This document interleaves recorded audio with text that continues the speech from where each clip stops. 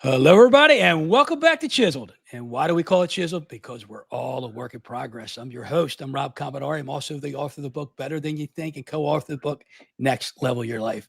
Today, my guest, Mark Viviano. He is a five-time Maryland Sportscaster of the Year. He retired in July of 24 after 40 years in broadcasting. I'm excited to hear what the transition was from the sports world to what he's doing today. He's a columnist and a podcaster currently for the Catholic Review.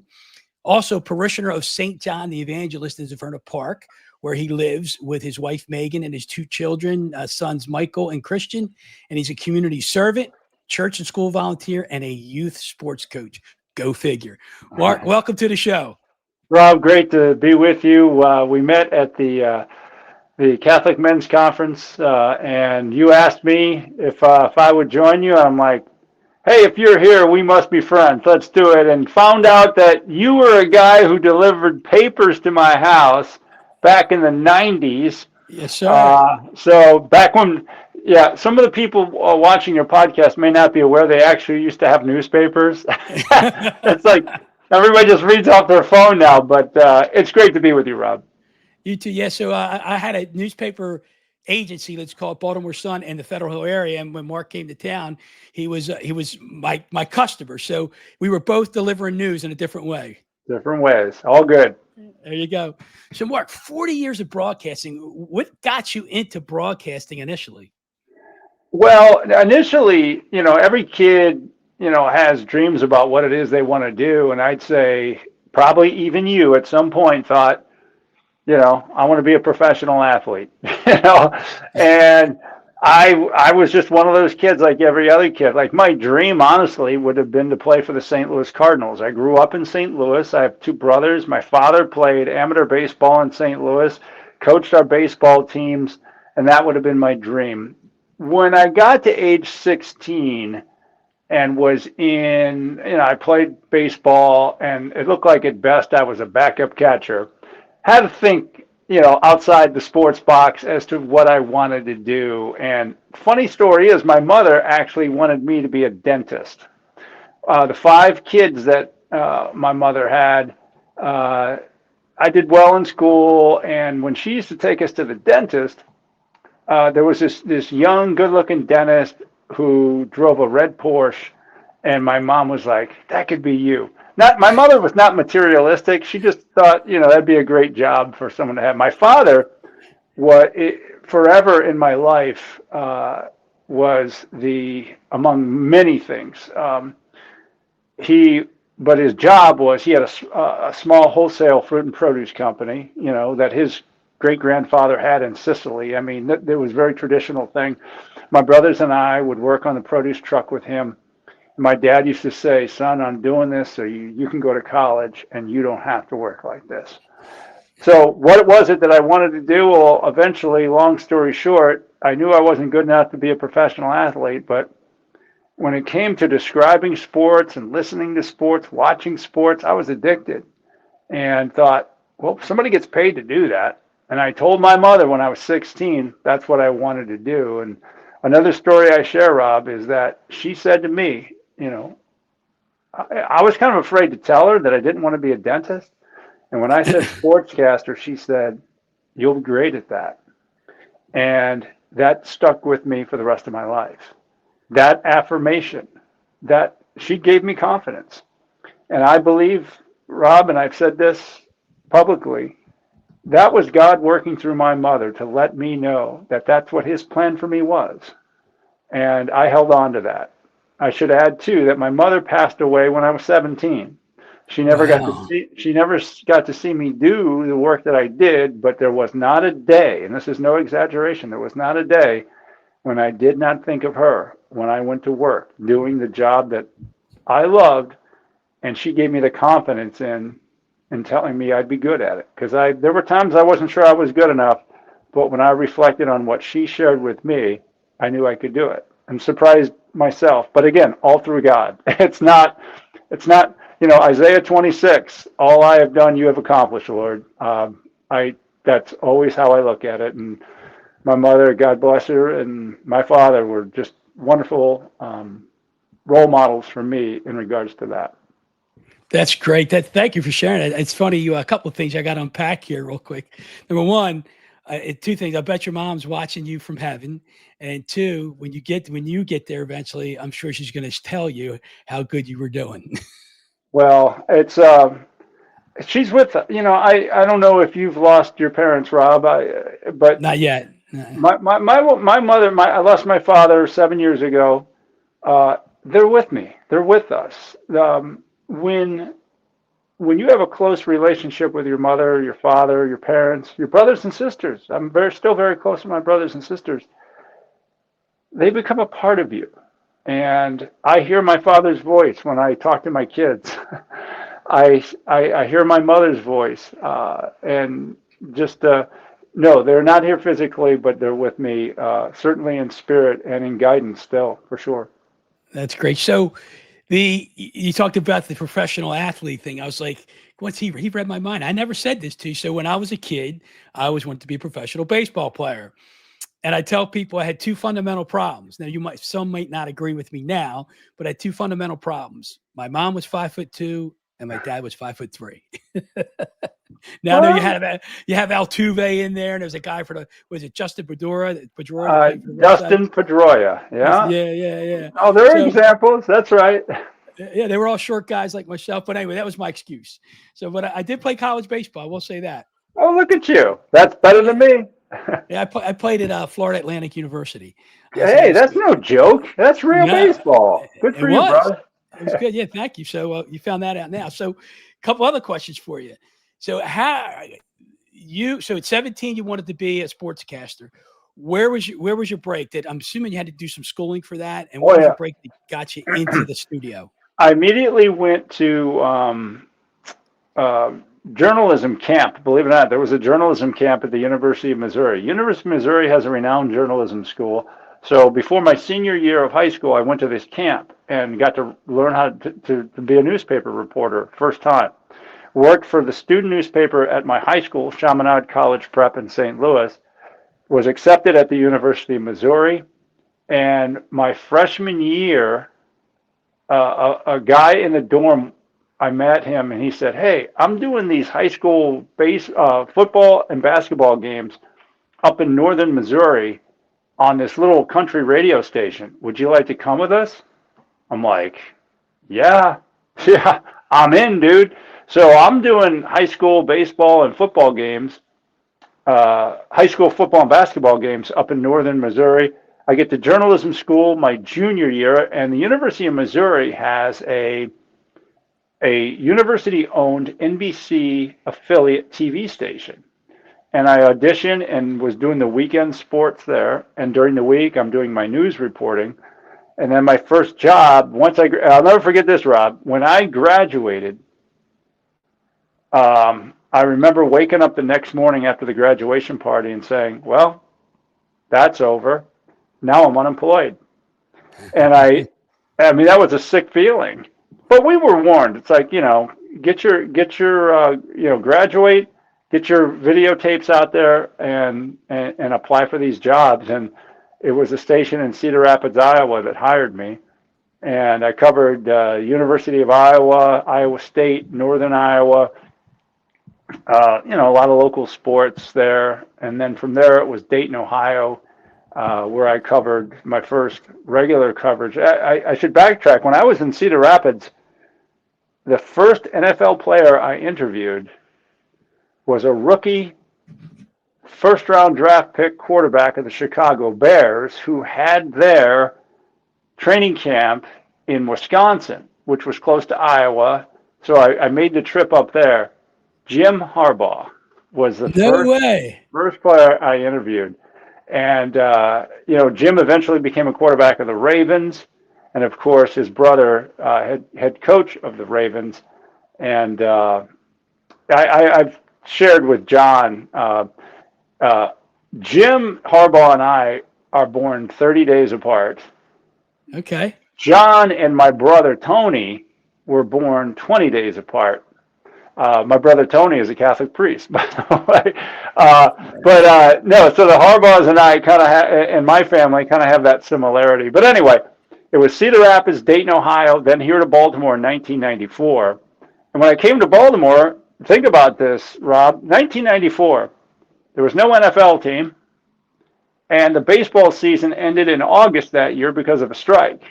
Yeah. And I thought, I'm finally going to be in a big league town. Now, while in Ohio, I covered the Reds and I covered the Bengals because Dayton is close to both, and I covered the Cleveland Browns.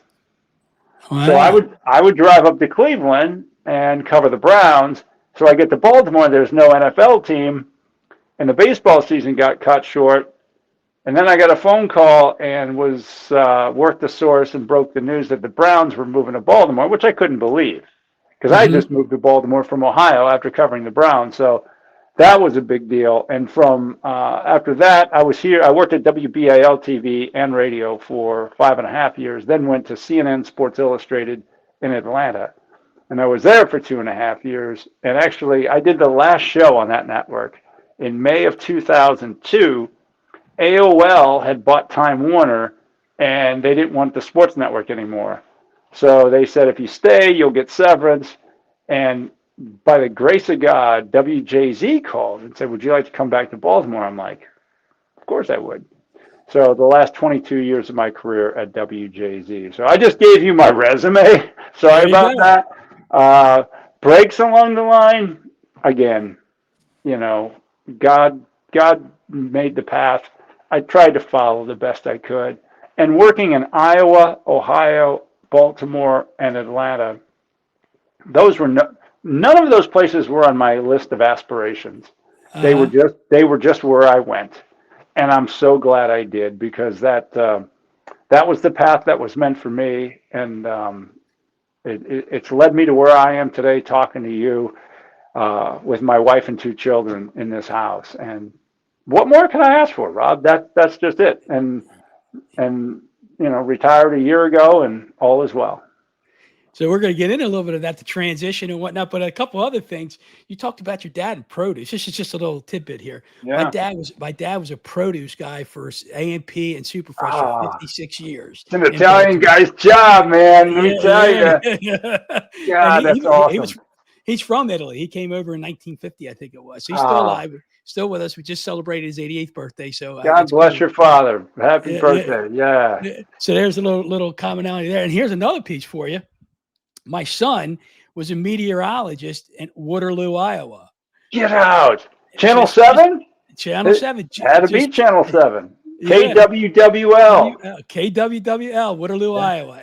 But I think he covered Cedar Rapids too, if I wasn't mistaken. Oh, sure. It's what they call a split market.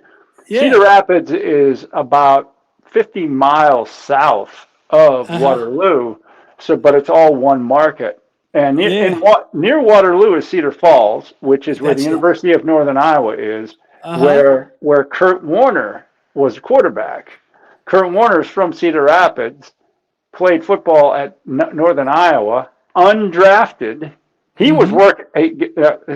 Everything comes full circle. He was working at a grocery store when he got a call to sign with the Rams. Yeah, like he thought it was over. Yeah. Hall of Famer.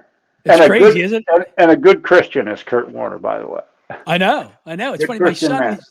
he was in the what's the missionary group out there? I can't remember the name of it, but there's a missionary group out there, and he met a lot of his friends at Northern Iowa University or NIU, NUI, whatever it is. NIU, I think it is. UNI. University of Northern Illinois, or no, Northern Iowa. Yep. Yeah. So, but anyway, he was there. So it was cool. So just another couple things there. The other thing I was going to ask you, you being a baseball guy from St. Louis, you got to be a Joe Buck fan. Yes. Joe actually went to the high school. He went to Country Day High School, which was right across the street from Chaminade.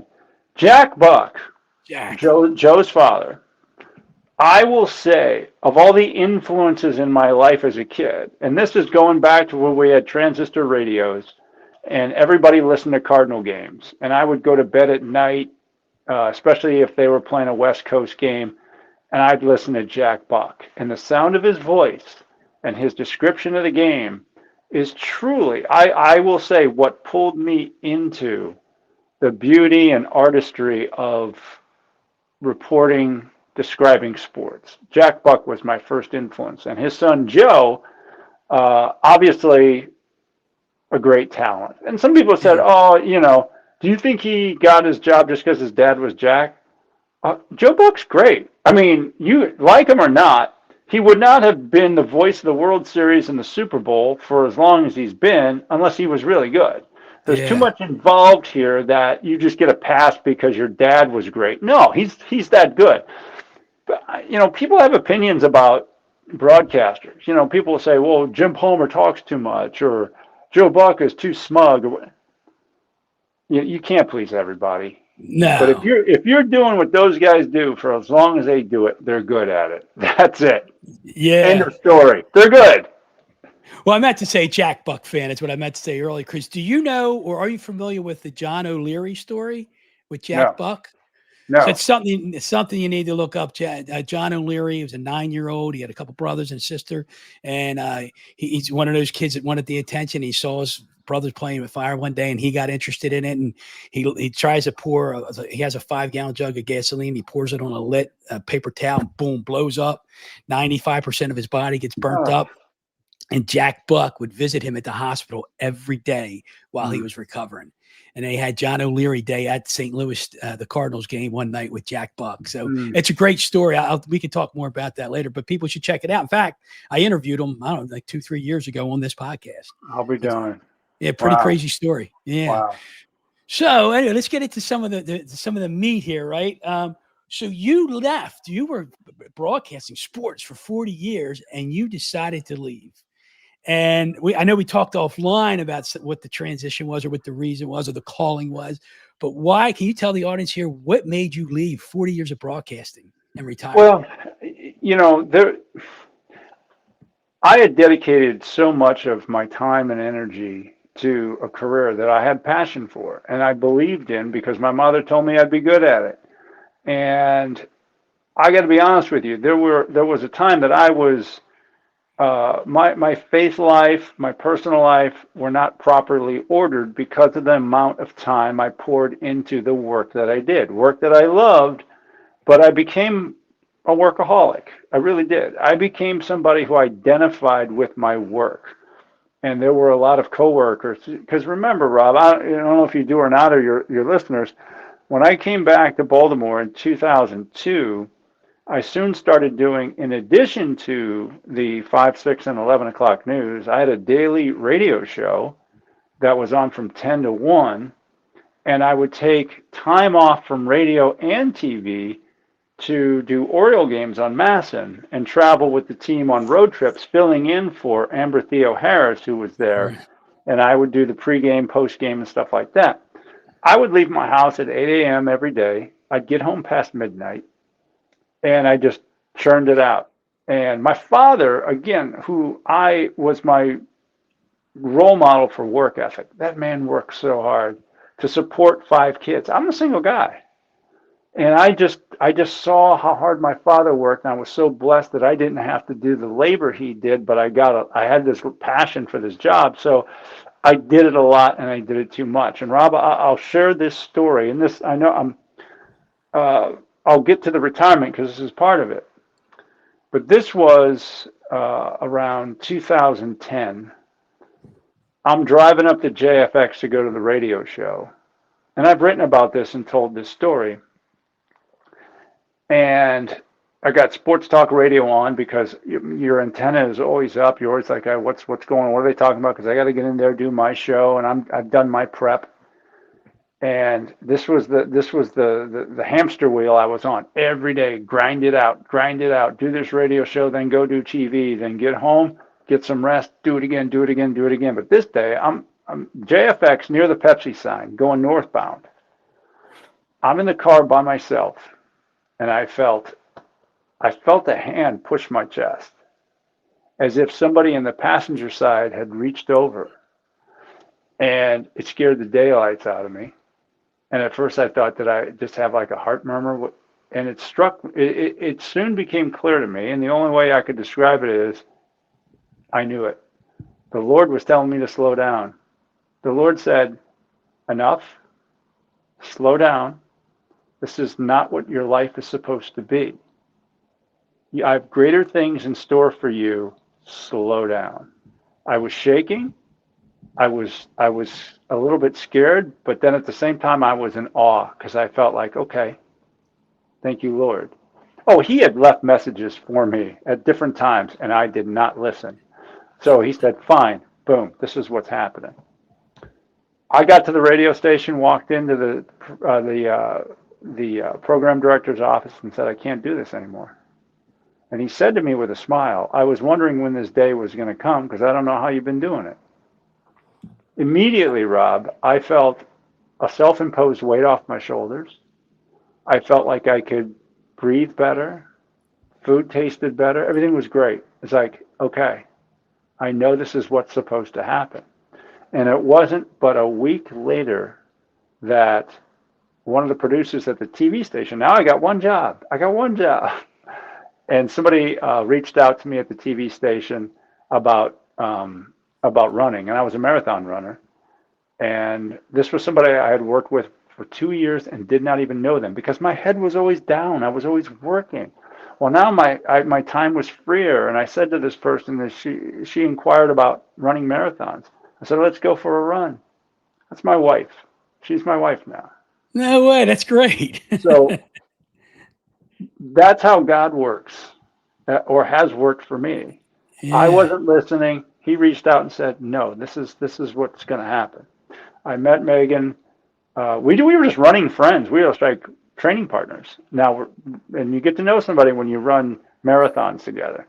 Yeah. Train all those hours and, sweat and get sick and just pour out you got time to talk, Yeah. Yeah. So anyway, so you would think after that, happily ever after, right? Well, I'm still working. And now we have children and I still got to work. I'm supporting my wife and kids. But even if you have just one job and it's in television, you leave the house at 2 p.m., you get home past midnight. So I'd walk my kids to school, and then I wouldn't see them till the next morning. Wow. And then what really hit me, Rob, I'm at an Orioles game, and my son Michael is playing Little League Baseball. I'm at the Orioles game, and my wife Meg sends me a text of a video of Michael getting a hit. I'm in the Orioles press box, and I about cried because I wasn't there. And I knew that's where I'm supposed to be. Yeah. I'm supposed to be with my family. So that set into motion my thoughts that my contract was coming up in July of 2024. WJZ were so kind to me, and they offered me a 3-year contract extension and a raise. And the only job I ever wanted, I said no, thank you, because I knew where I should be, and it's at home. And I finished up, and now full-time husband, father, coach, teach Sunday school, volunteer at the school, work at the food kitchen, just all the things that matter, Rob. All the things that matter, and it's a blessing. And I'm blessed to be in the position to do it. But there's nothing else I'd rather do. For instance, on Sundays, for years at WJZ, we would drive to church in separate cars, and I would leave Mass as soon as Mass ended. I'd leave in my car and either go to the stadium or to the studio for a pregame show. And I wouldn't see on a Sunday, I wouldn't see my kids until maybe if I would rush home, I could put them to bed at night after doing all my reports. Now I teach Sunday school. And I love it. Some people ask me, there was the Orioles opening day this year. It's the first time you haven't been an opening day in 30 years or whatever. Did you miss it? I said, no, I did it. And I had a baseball practice with my team that evening that I couldn't do if I was at the Orioles. So I don't look back. I'm blessed to have done it. I'm grateful to have done it. But I'm doing now what's most important. That's so. I got chills when you said the first thing you said. You felt the hand pushing on your heart, and then you said there's many times you heard the signs or saw the signs, but you weren't listening. Right. Interesting enough, I just did a presentation Friday, spoke for an hour on listening and trusting the voice inside, Yeah. because that voice inside, you and I both agree, is God, right? Mm-hmm. And God, Holy Spirit, same person, same being, right? Yeah. And I talked about there's four things. There's four things that happen. One, you don't hear the voice at all because the voice is always talking. It's always talking to you. So you don't hear it. You hear it and you ignore it, or you might do the opposite. Three, you hear it and you put one foot in because you don't totally trust it. And then four, you hear it and you go all in. Yeah. And it sounds like when you felt that hand on your chest that day, I mean, it had to be what, within 15, 20 minutes you went and you Oh made that yeah, decision? that was Yeah. it. I knew, and that, it sounds like it's difficult to tell the story because I can't describe the inner workings of how I felt and how I was made to feel, but I know the source of it. You just know. Now, are you familiar with, and you're going to have to help me with the name, he is out of the Diocese of Phoenix, Arizona, Father Frankie.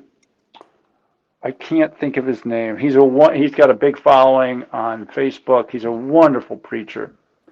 Uh, anyway, I bring up his name because about just a few years ago, again, that that experience I had was 2010, 15 years ago. Just a few years ago, Father Frankie was talking and telling the story about when he was in his 20s. He was working in a bar in Phoenix. He was making money. He had 100 girlfriends. He was even doing drugs. He was just living the life. And one day behind the bar, he felt a hand on his chest.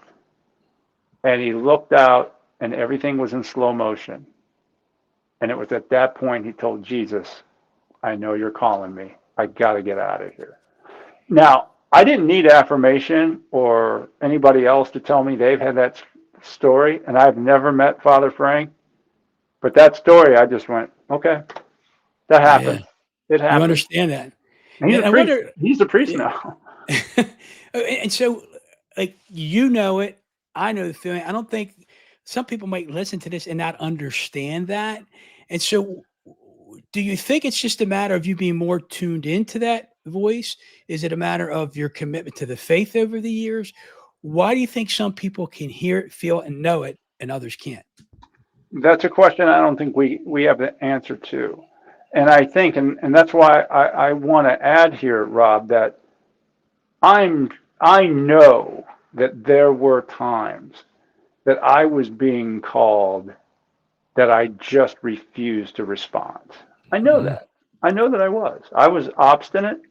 I was selfish. I was prideful. And the worst thing we can do if we are true Christians is to say, no, I got this, God.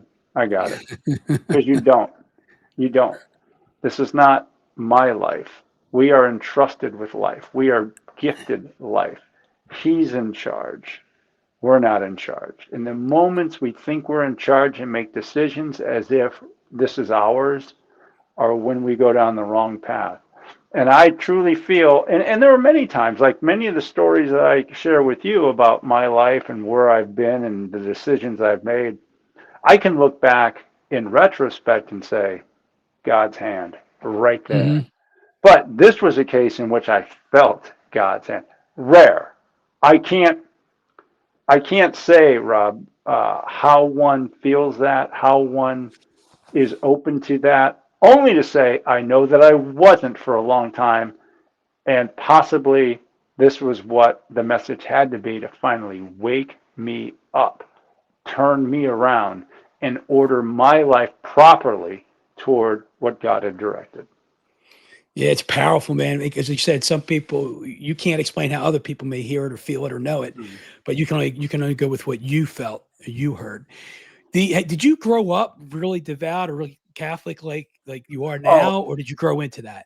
no, my parents, God bless them, and of all the things they gave us, the introduction to the Catholic faith is the thing that I'll always be most grateful for.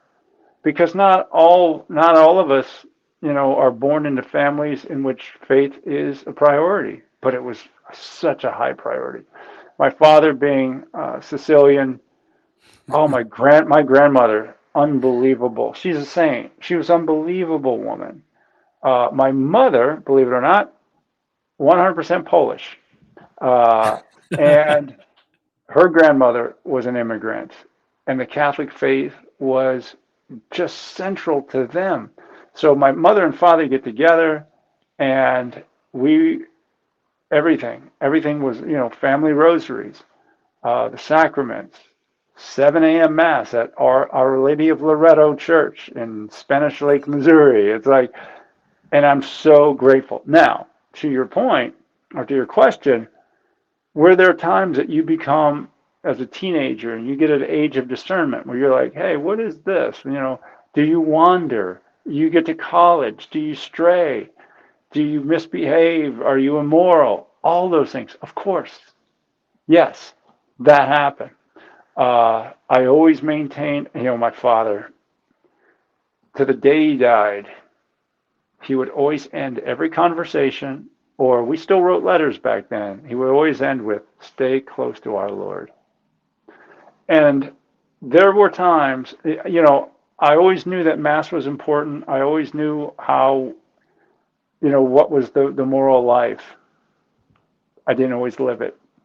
We all struggle. We all sin. That's part of the life experience. And what we're called to do is to find the right direction, to know that we are fallible, to know that we sin, but to know that He loves us at all times, and to seek forgiveness and the right life. So, yeah, born into it, and then had to find it myself. I think everybody has to find. When I say find it, it's funny. There's another thing that I've come to understand, that you don't go out looking for God. He's already in here. You just got to move all the stuff that you've cluttered your life with that covers up the very essence of who you are and what you are, which is a child of God. It's all that He's there. We Yeah. we bury it with possessions, with pride, with work, with you name it, social media. We clutter our minds with all this stuff. He's in there. The call to us comes from inside. He named us and claimed us at birth, Rob, that He's here. Make room. Get all the stuff out of the way that precludes you from somehow knowing and feeling and being directed by the Lord, who is a part of you at all times. That's powerful. I got chills again when you said that, because, like you said, you don't go looking for Him. He's already there. He's already It's inside there. you. It's right there. I got to ask you, because every now and then you'll say something like, "Oh my gosh, there's another connection." What did you say the name of that town was? Loretto or Loretta? Our Lady of Loretto in Spanish Lake, Missouri, which is a suburb of St. Louis. My mom's name's Loretta. Ah, very good. My Very dad good. was the produce guy. My mom was a Hey, German. My good. dad's 100% Italian. So Look it's at just, that. I see a lot of connections there. It's pretty cool. So you talked about, you felt the hand in your heart. Like, so, and I talked about always, listening, hearing, and trusting that voice. Like for me, like there's a couple things that happen. Like it used to be, I just had this feeling, and like this Chisel podcast came about because I had given three presentations, two presentations back to back days in March of 21, and then I listened to somebody else speak the Saturday after that. So it's 3 straight days. The words "work in progress" came about. I said it twice and I heard it once, and so I was sitting in my chair doing my contemplative prayer. And I'm just getting quiet. And all of a sudden, Mark, I feel this tingling voice, this tingling feeling come up my legs, into my gut. And the words "work in progress" were like pounding on my heart. And then all of a sudden, I saw a vision of a half chiseled statue of David. And I'm like, oh my gosh, you want me to do a podcast called Chisel, because we're all work in progress. And I'm like, I'll do it, but I don't know what I'm doing. just, Ah, that's awesome. yeah. So I was like, just bring God. If you just keep bringing me the people, I'll keep spreading your word. And what was funny, Mark, I thought at first I was just a conduit. I'm taking everybody's story. I'm sharing how people got chiseled, how they got closer to God. And I was in the middle of a podcast, maybe 2 years in, and like, holy smokes, he don't want me to spread people's stories. He's working on me in this Yeah, process. good. And it's been, here we are 4.5, 5 years later, and we're still going. And I appreciate you taking the time to be on here. So Honored, honored. That's a yeah, great story. yeah, thank you. So, so in the time we have left, just a couple more questions. So, where you're retired now. You're with the family. You're with your wife and the kids. You're coaching sports. Where else going forward do you think or feel God needs to chisel you? Oh, work in progress, 100%, every Yeah. day, every way possible. I look toward what I call, or what is called, it's not the domestic church, which is our home and our two children. And Megan and I talk daily and work daily to know that those children were entrusted to us by God to raise in His light. And it's a huge responsibility. And I've complimented my parents just in this conversation. That's our duty. That is Mhm. my number one focus. Is that our boys learn as my parents taught us. So that's my primary drive. Because Rob, you know this, it's not easy. Kids can be like there's always challenges. There are frustrations. I'm always working on my patience. I'm always working on just, you know, I could, the love that I feel as a father and a husband is a gift. Like I thank God every day that you gave me this opportunity. You entrusted me with these lives and these souls. It's overwhelming at times to think how big of a responsibility that is. So that is always a work in progress. In addition to, and mostly, to your point, it's like we have to be a work in progress. I always think about the analogy of when you're on the airplane and they say if the oxygen mask comes down, you got to put it on first, then help your kids. It's like you got to be right so that you can be right for them. Yeah. So we have to get our souls properly ordered so that we can be the example and provide the support and education to be good parents for our children. So work in progress is a perfect way to describe what every day is and what our goals are toward aligning ourselves in life proper with our Lord Jesus. Yeah, it's powerful. It's powerful. Mark, I didn't want to make this at all about sports. It's the way you got in there. We talked about the faith and whatnot. So you're out of it now. You said, I think you said earlier, you don't miss it like you thought you might. I think you said that. Yeah, I don't miss the work. I watch the games. Okay. My kids want to watch a game, so let's watch a game. And I love coaching kids and sharing with them the things that I know and have learned. Um, but it's fun just to watch the game to watch it, And Yeah. I, I, I, I'll use the example of, you know, so in the span of 24 hours, Rob, the Baltimore Orioles played the Dodgers and were down 3-0 with 2 outs, and they were 1 out away from being no hit. They won the Uh-huh. game. They won the game 4-3 in Yeah. what appeared to be miraculous. 24 hours later, the Ravens have a 15-point lead with 4 minutes to go in Buffalo and somehow lose that game. Sports to me are the ultimate just entertainment. Reality TV, if you're watching it on TV, it's like this is really happening. This is crazy. I love that. I'm still drawn to watch that. You never Uh-huh. know what's going to happen. You may say, the worst thing to me is a blowout.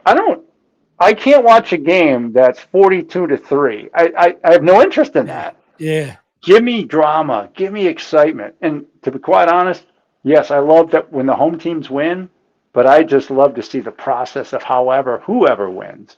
That to me is still the draw to sports. We talk about the process. It's the process of who wins. Well, how do you win in life? It's a process we have to go through. It's the chiseling we have to go through to win this game of life for God, right? I That's what love I it. think. I thought that was great. So, hey, if you can just give us if there's one moment that one of your top moments that you relished in your sportscasting career, what would that be? I I'll just go back to something that meant so much to me. As I knew I was getting closer to retirement, and the 2023 Orioles were this breakout team, 101 wins, everybody was like, this team is amazing. This team is great. Division champs, American League East. After the rebuild, this is awesome. In that locker room, in that clubhouse with those guys all season long, I began to find out Gunnar Henderson, Adley Rutschman, Austin Hayes, Ryan Mountcastle, Tyler Wells, Danny Coulombe, Kyle Gibson, Christians.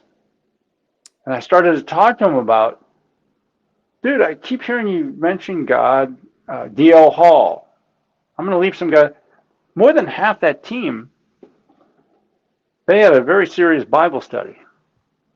And I said, and they bonded over their Christianity.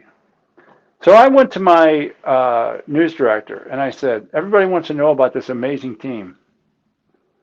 I know something about them that nobody's reported, and I would like to be the one that reports this.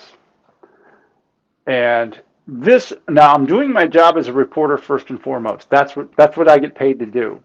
But I can tell you as a Christian, this was meaningful to share this story. Completely to tell you, if they had all been Jewish, that's still a story. I would do that story. Yes. These guys could not wait to share this story. A lot of times when you get into a clubhouse in a baseball season, they're like, now what do you want? Now what do you want? I like to ask you about your faith. Oh, really? Let's go. Wow. That story, once I was given the green light to do that story, that got more traction, resonated more, was shared more. And you know who shared it most of all? The wives and girlfriends of those players. Because they know them. And they know what that means. And a lot of the some of the players were, you know, happy to testify and share their stories, but it was their significant others who were like, yes, get this out there. This is important. And so I'll share that as, when you ask me, that was one of the last stories I did before I retired, but probably the one that meant the most to me, in that it was more than being a reporter, which was first and foremost, because that CBS was paying me to report. Right. But as a child of God, that meant a lot to me beyond just being that reporter, to share that story of those men and their faith, and they just happen to be great baseball players. That's amazing. It's powerful too. So that's a great note to end on, Mark. Thank you so much for your time. Thanks for sharing that. That's because a lot of people don't think that exists, but it does. And I'm so glad you shared that. So thank you for sharing that. I don't know, you being retired, I don't know if somebody wanted to reach out to you, not talk about broadcasting, but talk about the faith and how you let go and detach yourself from that. Is that possible for somebody to reach out to you? Oh yeah. You'll find me on X. I still, my X, it's Mark at Mark WJZ. I haven't figured out how to change that. I tried, but it wouldn't let me. So, but the station hasn't said, stop doing it, because I'm very respectful of the fact that it still says WJZ on there, and I'm not going to do anything controversial. Right. But you can direct message me or reach me there for sure. And hey, I hope I just see you at St. John's in Severna Park or anywhere else for that matter. And just know that I pray for all of our brothers and sisters. I do. We are all brothers and sisters of one Father. And, whether we have disagreements or differences, we're all together, Rob. And that's the beauty of and just the gift of life. And let's remember that as we go forward. That's awesome. Great note again to end on. And I just appreciate your time, Mark. So look, until next time, everybody, let's go get chiseled. Thank you, Mark. Thank you, brother.